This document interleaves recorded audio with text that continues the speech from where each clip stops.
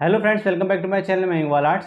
तो आज हम बात करने वाले हैं ग्लास कलर्स के बारे में। मैंने कुछ ग्लास कलर्स की पेंटिंग बनाई थी, तो उसमें मैंने आपको पेंटिंग के बारे में बताया था कि आप ग्लास कलर्स का यूज़ किस तरीके से कर सकते हैं। लेकिन इस वीडियो में आपको बताने वाला हूँ कि ग्लास कलर्स का यूज़ आप किन किन सरफेस में आप कर सकते हैं। तो ये काफ़ी आपको देखिए, स्टार्टिंग में आप बिगिनर्स हैं उसमें आपको लगता है कि ग्लास कलर जो होते हैं सिर्फ ग्लास में ही यूज़ किए जाते हैं। तो आपको मैं आज इस वीडियो में दिखाने वाला हूं कि ग्लास कलर्स को आप किन किन सरफेस में आप यूज़ कर सकते हैं, वो भी बिना किसी प्रॉब्लम के। चाहे वो पेपर हो, चाहे वो सीडी हो, चाहे वो कोई भी सरफेस हो, वहाँ पे आप ग्लास कलर्स का यूज़ कर सकते हैं।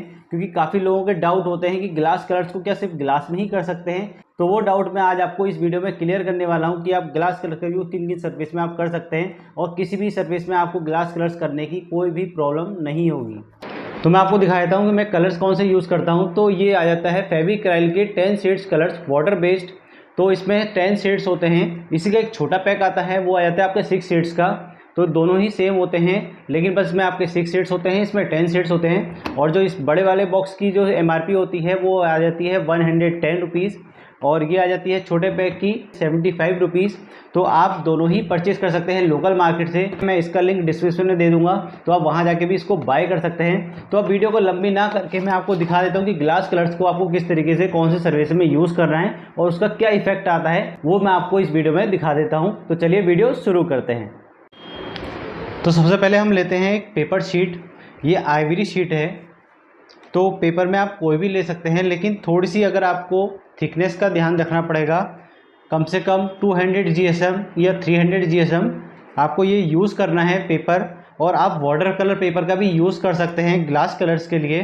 तो जैसे कि आप बाई चांस अगर आपने कोई ड्राइंग बनाई है, मैं आपको एक सर्कल बना के दिखा देता हूँ। जैसे आपने कुछ ड्रॉ किया है, तो आप चाहें तो आप उसको डायरेक्ट ग्लास कलर्स का यूज़ कर सकते हैं। जैसे आपको ग्लास कलर्स ग्लास में आपको इस तरीके से अप्लाई करने होते हैं, वैसे ही आपको पेपर में भी अप्लाई करने हैं कुछ इस तरीके से।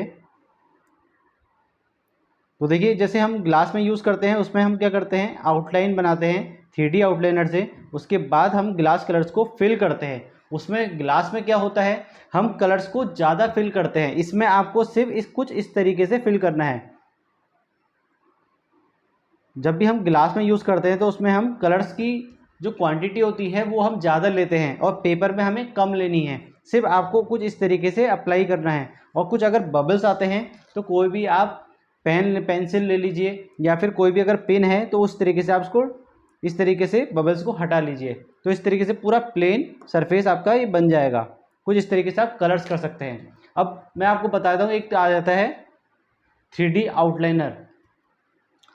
जैसे हम ग्लास में, देखिए मैं एक पेंटिंग आपको दिखाता हूँ जो मैंने अभी रिसेंटली बनाई थी। तो मैंने ये ग्लास में बनाया था। तो इसमें देखिए जितना भी 3D आउटलाइनर का वर्क है, इसमें वाइट से मैंने 3D आउटलाइनर का वर्क बना के उसके अंदर कलर को फिल किया है। तो इसी तरीके से आप 3D आउटलाइनर का यूज़ पेपर में भी कर सकते हैं।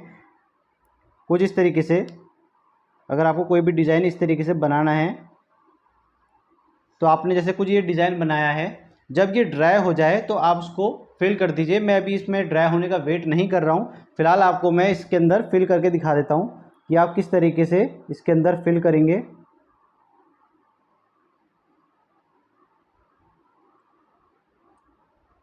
कुछ इस तरीके से आपको कलर्स को फिल कर देना है और 3D आउटलाइनर का लुक आ जाता है।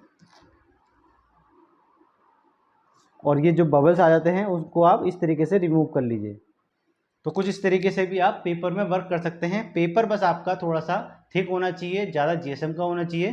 तो कुछ इस तरीके से आप वर्क कर सकते हैं और इसको ड्राई होने के लिए छोड़ दीजिए। तो बिल्कुल स्मूथ, बहुत ही प्लेन कलर इसमें आ जाएगा। और ग्लास कलर, जैसे आप सोचते हैं कि आपको सिर्फ ग्लास में ही आपको ग्लास कलर का यूज़ करना है, तो ऐसा नहीं है। आप इसमें भी अलग तरीके की पेंटिंग का यूज़ कर सकते हैं और इन कलर्स का यूज़ कर सकते हैं। बस इनमें आपको एक चीज़ का ध्यान रखना होगा, जब भी आप ग्लास कलर्स करें तो इनको ड्राई होने के लिए एक प्रॉपर स्पेस और एक प्रॉपर टाइम इसको दीजिए। क्योंकि ग्लास कलर्स ड्राई होने में काफ़ी टाइम लेते हैं, 3 से 4 आवर्स इसको ड्राई होने में लग जाते हैं। तो इनको आप एक ऐसे प्लेस में रखिए जहाँ पे ये इधर से उधर ना हो, गिरे नहीं, ताकि आपका कलर एक ही जगह बना रहे और वो ड्राई हो जाए अच्छे से। तो भाई इस चीज़ का आपको ध्यान रखना है। अब मैं आपको नेक्स्ट दिखा देता हूँ। ये तो हमने पेपर में बनाया है, और इसी तरीके से आपको एक माइका शीट आती है, जो भी काउंटर में शीट में लगी हुई होती हैं, कुछ अलमीरा में लगी हुई होती हैं, तो आप ट्रांसपेरेंट वाइट ले सकते हैं या कोई भी कलर का आप ले सकते हैं। तो उसमें भी आप इस तरीके से ग्लास कलर्स को अप्लाई कर सकते हैं। और कोई भी डिज़ाइन आपको बनाना हो, कोई भी पेंटिंग करनी हो, तो आप बड़े आराम से इसमें ग्लास कलर्स का यूज़ कर सकते हैं। जैसे कि आपने देखा ग्लास कलर्स हम बॉटल में भी बनाते हैं, ग्लास बॉटल्स में बनाते हैं 3D आउटलाइनर के बाद। तो उसी तरीके से आप इन सरफेस में भी ग्लास कलर्स का यूज़ कर सकते हैं। आपको ज़रूरी नहीं है कि आपको ग्लास लाने हैं या कोई पेपर हो, तो आप माइका में भी यूज़ कर सकते हैं। जो भी आपको डिज़ाइन देना हो, अपना होम डेकोर करना हो, तो आप इस तरीके से कर सकते हैं। और वैसे ही आपको 3D आउटलाइनर का यूज़ करना है तो 3D आउटलाइनर का यूज़ कर सकते हैं। कोई भी डिज़ाइन बनाइए और उसके अंदर जब ये ड्राई हो जाए, मैं अभी तो डायरेक्ट इसमें कलर फिल करके दिखा रहा हूँ, लेकिन आपको क्या करना है, जब ये 3D आउटलाइनर ड्राई हो जाए 30 मिनट्स में, उसके बाद ही आपको कलर अप्लाई करने हैं। अभी मैं आपको सिर्फ इसी तरीके से अप्लाई करके दिखा दे रहा हूँ कि आपको किस तरीके से करना है। कुछ इस तरीके से आप बना सकते हैं आराम से। और ये थी हमारी माइका शीट। और एक आपने रिसेंटली मेरी वीडियो देखी होगी जिसमें मैंने सीडी पे वर्क किया है। तो जो भी आपके पास ओल्ड सीडीज़ हों, तो उसमें आप 3D आउटलाइनर करने के बाद उसके अंदर ग्लास कलर्स को फिल कर सकते हैं। अगर आप ऐसे 3D आउटलाइनर पे एक्रेलिक कलर को फिल करेंगे तो जो इसमें जो शाइनीपन है, ये देखिए आप कुछ इस तरीके का जो शाइनी आ रहा है, वो शाइनी लुक नहीं आएगा। ग्लास कलर्स जो होते हैं ट्रांसपेरेंसी होते हैं, उसमें क्या होता है कि जो भी आपने बैक में जो कलर आपका बना हुआ है, जो शेडिंग है, वो ग्लास कलर से थोड़ा सा उभर के आता है और कुछ इस तरीके से देखिए ग्लॉसी लुक आता है। तो इसमें मैंने ग्लास कलर्स को ही फिल किया है सीडी में भी।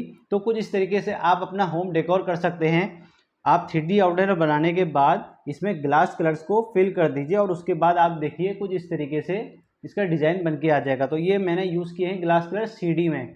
तो देखिए काफ़ी सारे आप सरफेस में इसको यूज़ कर सकते हैं। एक आपकी ग्लास हो गई, जो एक ग्लास पेंटिंग है उसमें तो हम करते ही करते हैं। एक आ जाती है ग्लास बॉटल, उनमें भी आप ग्लास कलर्स का यूज़ कर सकते हैं। एक आ जाता है पेपर, उनमें भी आप यूज़ कर सकते हैं। पेपर चाहे आपका नॉर्मल आइवरी हो या फिर वाटर कलर। और एक आपकी शीट मैंने जो आपको दिखाई माइका शीट, जो कुछ इस तरीके की माइका शीट होती हैं, उन पे भी आप ये वर्क बना सकते हैं। और आपका सीडी, तो उसमें भी आप इन ग्लास कलर्स का अप्लाई कर सकते हैं। तो कुछ इस तरीके से आप ग्लास कलर्स का यूज़ मल्टी सरफेसेस में कर सकते हैं। आई होप आपको ये वीडियो अच्छी लगी होगी और ग्लास कलर्स के बारे में आपको पता चल गया होगा कि ग्लास कलर्स को सिर्फ एक सरफेस में नहीं, आपको मल्टी सरफेसेस में भी उनका यूज़ कर सकते हैं और पेपर में भी आप कर सकते हैं। तो इससे आपको काफ़ी कुछ जानने को मिल गया होगा। अगर आपके कोई भी क्वेरीज होती हैं तो आप मुझे कमेंट बॉक्स में कमेंट कर दीजिएगा, उसका रिप्लाई आपको तुरंत मिल जाएगा।